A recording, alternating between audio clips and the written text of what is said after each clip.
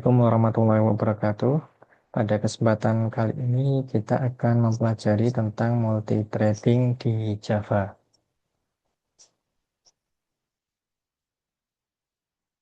Apa itu multi-threading? Multi-threading merupakan kemampuan dari suatu CPU atau Central Processing Unit untuk menyediakan atau memproses beberapa thread dari eksekusi, di mana eksekusinya itu bisa secara concurrency dan bisa juga secara paralel, sehingga lebih performanya lebih bagus daripada yang tidak menerapkan multithreading ini. Mengapa menggunakan multithreading? Dia bisa meningkatkan performa aplikasi jika punya core dari PC lebih dari satu ya, multi core, itu nanti bisa dilakukan paralelism, pemrosesan tas secara paralel, kemudian lebih bagus dalam penggunaan resource, khususnya jika menggunakan multi-core processor, mengizinkan juga untuk tas asinkronus ya. Jadi proses yang dia lebih cepat dieksekusi itu nanti bisa lebih selesai terlebih dahulu, bisa diberikan outputnya terlebih dahulu. Terminologinya ada thread, ini merupakan lightweight proses, proses yang ringan dan termasuk unit terkecil dari eksekusi. Ada namanya proses, ini merupakan eksekusi instan dari suatu program di mana setiap prosesnya bisa mempunyai thread lebih dari satu. Lalu ada namanya concurrency, ini eksekusi thread yang lebih dari satu secara simultanus, secara berturut-turut gitu ya. Jadi semisal ada 3 tas, nanti tas pertama di running, belum sampai selesai dilanjut ke tas yang kedua, belum sampai selesai lanjut ke tas ketiga, setelah itu balik lagi ke tas yang pertama, kedua, dan ketiga hingga nanti ketiga tas tersebut selesai. Kalau paralel itu misal punya 3 tas, tes tersebut dijalankan secara bersamaan. Gambarannya seperti ini. Jika PC yang digunakan mempunyai core lebih dari satu ya, ada 2 core, ini thread bisa dijalankan secara paralel ya. Jadi core satu khusus thread satu, core 2 khusus thread 2. Kalau hanya single core, itu bisa menerapkan concurrency, menjalankan tas yang satu dulu atau thread yang pertama dulu, kemudian nanti diselingi dengan thread yang kedua, balik lagi ke thread yang pertama, dan seterusnya sampai selesai. Proses dan thread, kalau untuk single thread proses, gambarannya seperti ini ya. Ada block code, data, dan files, ada register, counter stack, ini ada satu thread saja. Kalau multi-thread proses, threadnya ada lebih dari satu yang dieksekusi ya, di blok seperti ini. Java dan multithreading. Java ini support untuk multithreading ya, dia memberikan kelas untuk support multithreading sehingga kita tidak perlu membuat dari awal ya, tetapi bisa menggunakan kelas yang sudah disediakan oleh Java, yaitu ada thread class, bisa juga menggunakan runnable interface. Nanti dari teman-teman yang lebih nyaman pakai model yang mana. Java Memory Model ini mendefinisikan bagaimana thread berinteraksi dengan memori, menyediakan visibilitas dan jaminan sinkronis ya. Lalu ada juga thread scheduling. Ini Java bergantung kepada sistem operasi yang dia duduki ya untuk melakukan thread scheduling. Tetapi si Java Runtime dia melakukan manajemen thread lifecycle dan sinkronisasinya. Tetapi untuk resource dia bergantung dari sistem operasi yang dijadikan base-nya ya, apakah pakai Windows, Ubuntu, atau Mac maupun sistem operasi lainnya. Membuat dan menjalankan thread di Java ini bisa menggunakan dua cara seperti yang tadi sebelumnya disebut ya. Di sini lebih ditekankan lagi, yaitu teman-teman bisa melakukan pewarisan dari thread class atau bisa juga melakukan implementasi interface, runnable interface. Dengan mewarisi dari thread class, jadi dibuat seperti ini ya, misal teman-teman bikin thread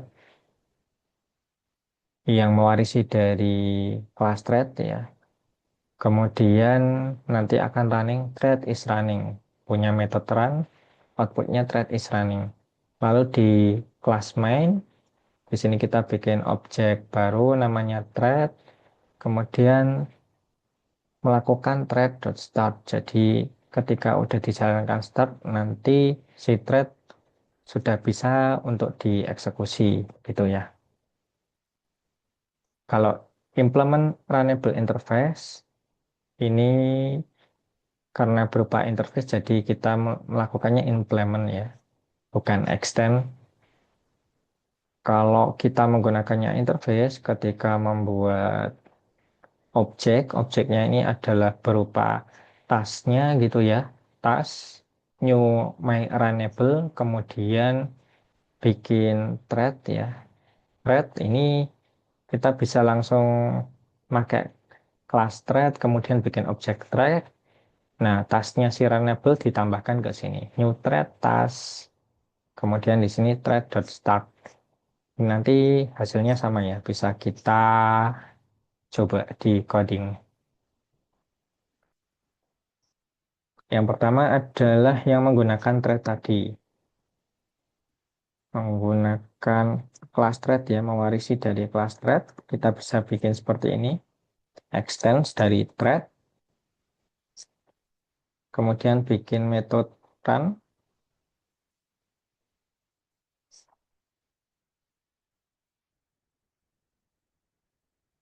Thread is running.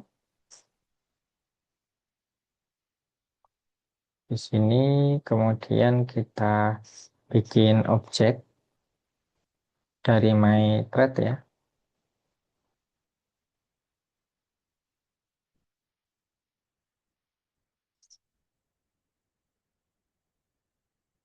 Thread.start. Jadi nanti siap dijalankan. Kita running. Apakah muncul thread is running? Nah, ini sudah muncul. Kemudian kalau pakai cara yang kedua, melakukan implementasi interface,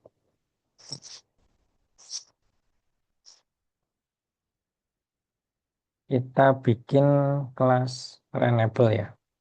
Kita kasih nama my runnable. Implements runnable. Kemudian bikin metode void run. Jadi tidak ada kembalian tetapi langsung dicetak juga.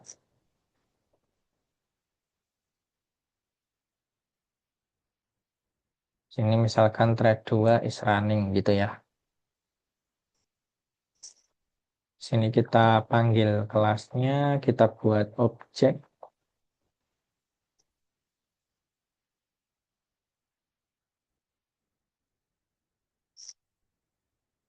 Kemudian thread, nah ini. Jadi tanpa kita harus bikin kelas, tetapi langsung manggil si threadnya ini ya teman-teman. Kelas thread bawaan dari Java itu bisa kita panggil. Sini kita bikin objek thread 2, new thread, dan nanti yang ingin di running apa ini ya, thread 2. Tadi udah dibikin objeknya tasnya dimasukkan ke sini.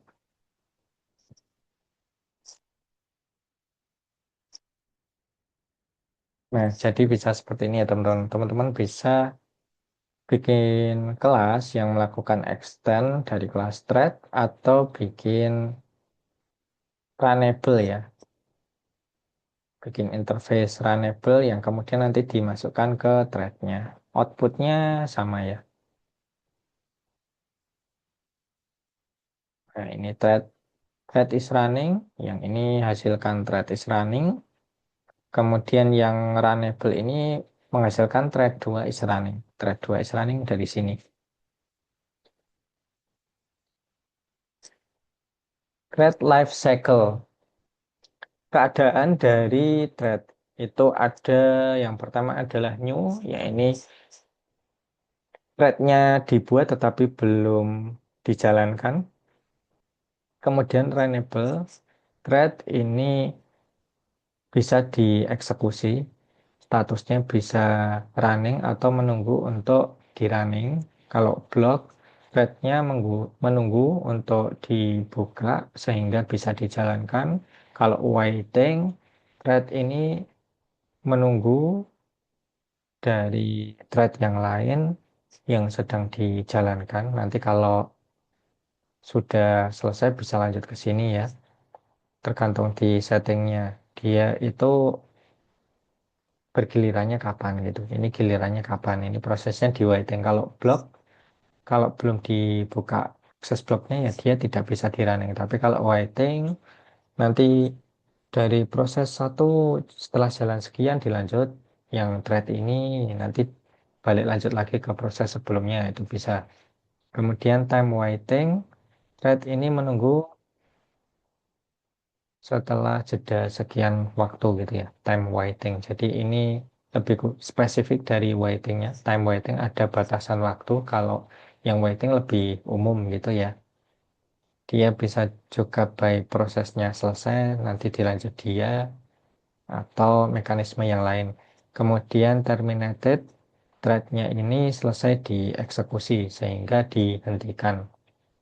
State transition di thread ini dapat melakukan transisi dari state berdasarkan action seperti start, mulai, sleep, ini menunggu ya, di berhenti tetapi tidak berhenti selamanya, hanya sekian waktu. Wait, ini menunggu. Notify, memberikan notifikasi. Join, ini ketika satu proses selesai, baru proses berikutnya dieksekusi ya, dengan trailing join ini. Ini sama dengan yang tadi. Nah, ini gambarannya. Jadi thread T sama dengan new thread ini membuat objek thread yang baru ya. Kemudian T start ketika threadnya udah dibuat, ini si objek T, kemudian start ini nanti dia menunggu apakah ingin dijalankan atau tidak gitu ya. Kalau running ini kondisi dia actually berjalan. Kalau sleep, berhenti sleep atau waiting atau block ini berhenti sejenak sesuai waktu yang disematkan ke thread-nya ya. Kemudian dead, nah ini finish. Jadi thread-nya udah selesai, maka dia masuk ke dead state. Melakukan pause execution menggunakan sleep. Sebuah metode digunakan untuk memberitahukan kepada thread yang sekarang untuk sleep dalam waktu yang telah ditentukan. Metode sleep ini menerima waktu, formatnya dalam millisecond ya. Kemudian bisa melempar interrupted exception. Jadi di blok package itu nanti ketika ada error bisa dilemparkan ke sini ya, interrupted exception. Tidak menjamin thread akan berjalan pas dengan sleep yang sudah ditentukan ya. Bisa ada selisih sekian milisecond. Kemudian ketika sleep state ini selesai, thread dapat dipindah ke runnable atau ke running state.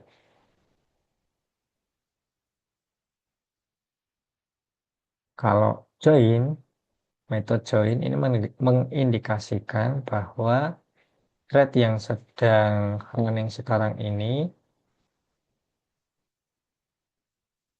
ketika nanti akan ada thread lagi yang berikutnya, yaitu yang berikutnya dia harus menunggu si thread sebelumnya itu selesai atau thread yang sekarang itu selesai.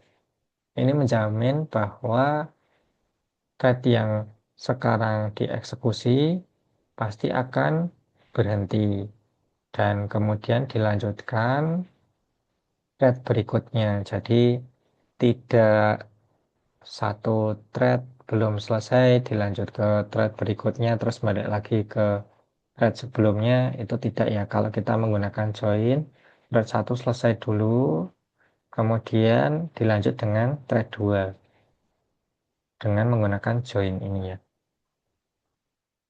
Kemudian ada namanya thread synchronization. Ini ada problem share resource ketika banyak thread mengakses data yang di-share ya secara bersamaan itu bisa menimbulkan inkonsistensi atau corrupted data. Solusinya adalah menggunakan sinkronisasi untuk memastikan hanya satu thread yang mengakses critical section di setiap waktu ya. Jadi proses yang benar-benar penting itu diutamakan terlebih dahulu. Kalau tidak, asal yang pokoknya yang selesai cepat dia dikerjakan dahulu. Jika nanti secara keseluruhan proses itu ternyata harus mengutamakan yang penting-penting terlebih dahulu, maka nanti akan menimbulkan inkonsistensi ya, hasilnya tidak sesuai yang diharapkan. Oleh karena itu perlu adanya sinkronisasi. Jadi tergantung dari kasus teman-teman, jika misalkan bisa full non synchronize itu berarti tidak perlu sinkronisasi. Tetapi jika itu perlu hasilnya berurutan gitu ya, step by stepnya diperhatikan, maka kita perlu melakukan thread synchronization. Itu ada contohnya, misalkan sebuah counter gini ya, sebuah counter kita ingin memastikan ini ketika nanti di running dengan beberapa thread, misalkan ada 3 thread gitu ya, melakukan increment, penambahan dari count ini, ada 3 thread dijalani, diharapkan nanti hasil akhirnya adalah tepat. Kalau hasil akhirnya harus tepat, kita perlu adanya sinkronis ini. Tapi kalau tidak harus, selesai langsung keluar, entah selesai itu dia di-cut dari waktu atau dari keterbatasan resource yang dipakai gitu ya. Itu tidak perlu pakai synchronize. Tapi kalau perlu, perlu hasil akhirnya itu tepat, kita pakainya synchronize. Synchronize keyword and log. Metode synchronize itu ada dua, synchronize by method dan synchronize by block. Kalau synchronize by method ini mengunci keseluruhan metode. Kalau by block dia hanya di porsi code tertentu yang dilakukan blocking. Sekarang kita coba praktikkan apa maksudnya tadi ya. Contohnya kita buat sebuah kelas counter ya.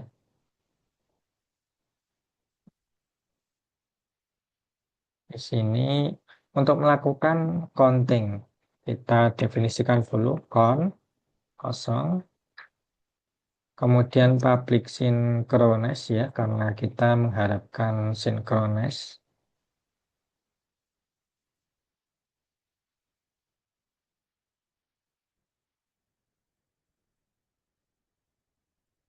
Kemudian synchronize untuk mendapatkan hasilnya.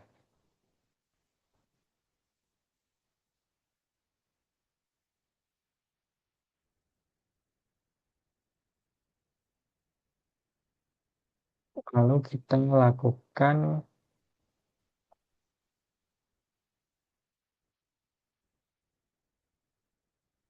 Di sini kita buat objek counter, objek counter new counter.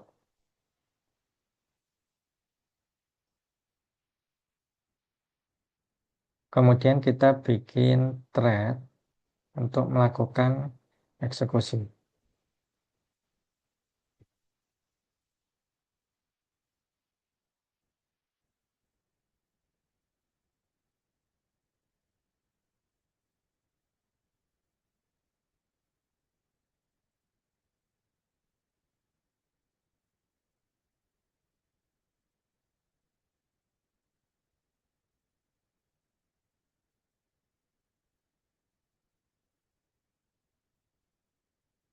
Counter.increment. Jadi ini tadi untuk metode increment kita pakai ya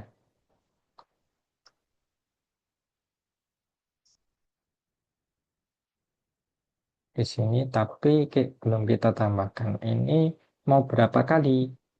Misalkan kita ingin melakukan penambahan sebanyak 10.000 kali.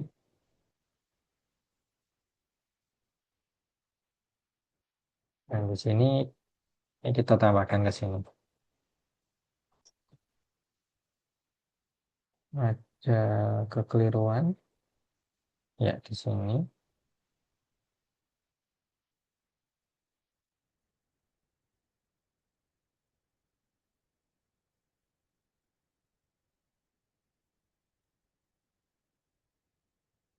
Kita tambahkan lagi misalkan 2 saja ya.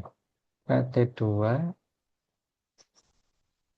terus kita jalankan.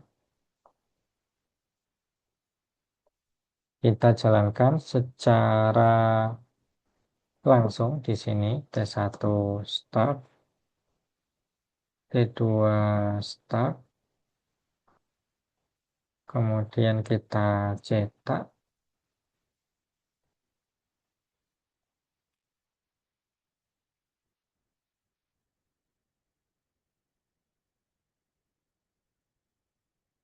Coba kita lihat hasilnya.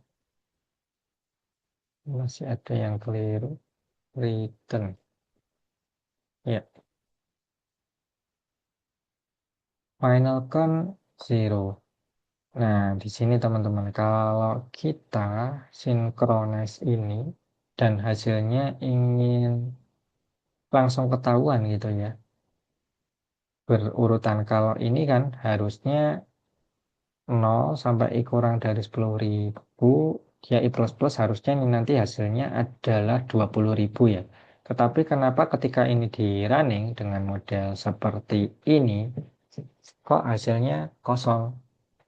Nah, ini seperti kita, kalau teman-teman dikasih task gitu ya, tolong kerjakan soal ini, baru jalan 1 menit katakanlah, dan soalnya itu susah gitu.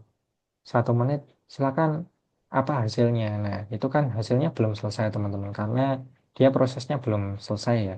Coba kalau ini misalkan kita ganti 100 ya, kira-kira langsung selesai nggak dia? Oh, ternyata masih sama, nggak selesai. Kalau 10,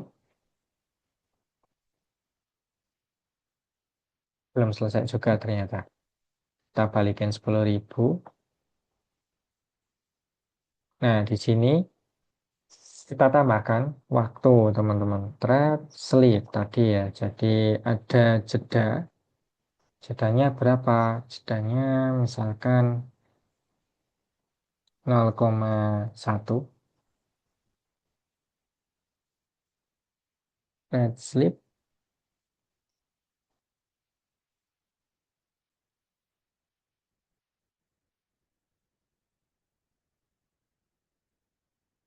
Oh iya, di sini kita perlu menambahkan kalau menggunakan thread sleep itu di sini perlu ada namanya throws interrupted exception.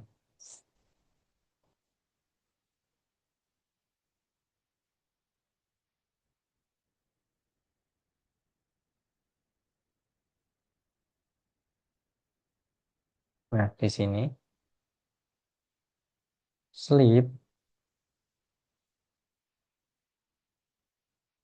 Sleep. Untuk sleep ini ada beberapa cara ya. Di sini misalnya milisecondnya berapa, nanonya berapa di sini ya. Nih, sleep untuk sleepnya berapa lama dalam nanosecond misalnya 0,1 nanosecond di sini. Kira-kira dia bisa jalan nggak? Udah dapat hasil atau belum? Nah, ini ya. Dia dapat hasil tetapi belum sesuai yang diharapkan ya. Jadi kalau ini kita mintanya synchronize, teman-teman. Di sini kan synchronize ya. Di sini ini nanti kita tambahi join, teman-teman. Apply, ke satu join, kedua join, edge, ininya edge interrupted exception.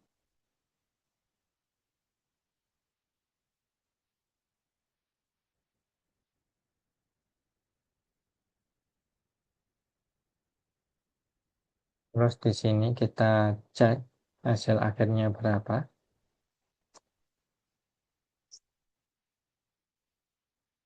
Target count ini tetap benar. Ya. Nah, di sini hasilnya dia pas ya, 20.000. Tapi kalau yang sebelumnya ini 1 nanosecond ya. Kalau 1 milisecond dia bisa berhasil nggak? Nah, ini 4080. Kalau yang atas ini dia belum selesai gitu ya. Kekurangan waktu, teman-teman. Tapi kalau yang bawah kita join itu, nah ini 100 milisecond bisa ya dia. Yang atas itu kalau kurang waktu nanti dia hasilnya tidak sesuai yang diharapkan kayak ini ya. Tapi kalau yang bawah itu adalah si thread ini diselesaikan dulu sampai selesai, kemudian dilanjut yang thread 2 dikerjakan sampai selesai, makanya dia bisa dapat benar 20.000. Tapi kalau tidak dot join kayak gini, hanya dot start itu dia dijalankan secara asinkronus. Sehingga ketika tidak ada waktunya, kayak gini tadi, maka nanti hasilnya dia akan kosong. Tapi kalau ada waktunya, waktunya belum selesai ya hanya berjalan tapi tidak sampai selesai ya. Sehingga ada, oh 5 udah langsung selesai. Satu aja ya, satu kayak tadi. Satu selesai ya. Tidak tentu berarti. Gini. Nah, ini kan dia ketika kekurangan waktu, maka di sini final count-nya tidak sampai 20.000. Seperti itu teman-teman di synchronize, tapi ada pertimbangannya. Dia synchronize kalau ini hanya start saja, tidak menggunakan join seperti ini. Ini nanti hasilnya adalah seperti tadi, yaitu kosong ketika tidak dikasih waktu. Ketika dikasih alokasi waktu tetapi tidak mencukupi, hasilnya tidak sampai yang terakhir. Tidak sampai hasil yang benar. Seperti itu ya.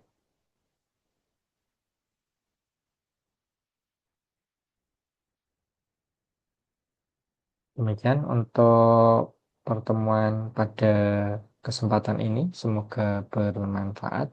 Sekian. Assalamualaikum warahmatullahi wabarakatuh.